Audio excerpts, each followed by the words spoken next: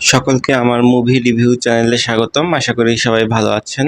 গতকাল বঙ্গ প্ল্যাটফর্মে বিজনেসম্যান নামক একটা 40 মিনিটের সিনেমা বা নাটক মুক্তি পেয়েছে, যেটা মেইন চরিত্রে অভিনয় করেছে তৌসিফ, তারিক আনাম খান এবং নাইম।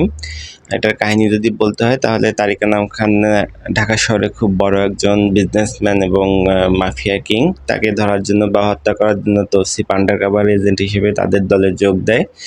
তো এটা নিয়েই মূলত কাহিনী। আর এই কাহিনীতে খুব সুন্দর একটা টুইস্ট ব্যবহার করা হয়েছে, যেটা আমার কাছে বেশ ভালো লেগেছে। আর বুঝতেই পারছেন যে এটা 40 মিনিটের একটা সিনেমা, ফলে আপনি ওরকমভাবে কোনো কাহিনী ডেভেলপমেন্ট বা ক্যারেক্টার ডেভেলপমেন্ট পাবেন না। তবে যেটুকু প্রেজেন্ট করা হয়েছে খুব ভালোভাবে প্রেজেন্ট করা হয়েছে। আমার কাছে বেশ ভালোই লেগেছে আর কি কাহিনীটা।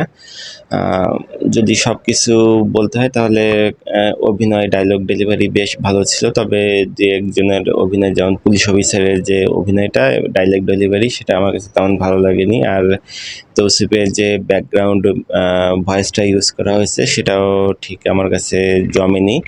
তবে বাদবাকি সব কিছু ভালো ছিল। আর ট্রেলার এবং এটা দেখে মনে হলো যে এটা সেকেন্ড পার্ট আসছে, অথবা এটা হয়তো পরবর্তীতে ওয়েব সিরিজ আকারেও মুক্তি দেওয়া হতে পারে। আর এটা প্রচুর পরিমাণে অনেক নোংরা এবং জঘন্য জঘন্য গালি ব্যবহার করা হয়েছে, ফলে বাচ্চাদের সাথে এবং পরিবারের সাথে না দেখাই ভালো। আর বাদবাকি যদি সব কিছু বিবেচনা করি তাহলে আমি এই নাটক বা সিনেমাকে 10-এর মধ্যে 7 দেব। আপনারা যদি কেউ দেখে থাকেন, আপনাদের কেমন লেগেছে সেটা অবশ্যই কমেন্টসে জানাতে ভুলবেন না। আর আমার ভিডিও যদি ভালো লেগে থাকে তাহলে যদি চ্যানেলটা সাবস্ক্রাইব করেন তাহলে খুশি হব।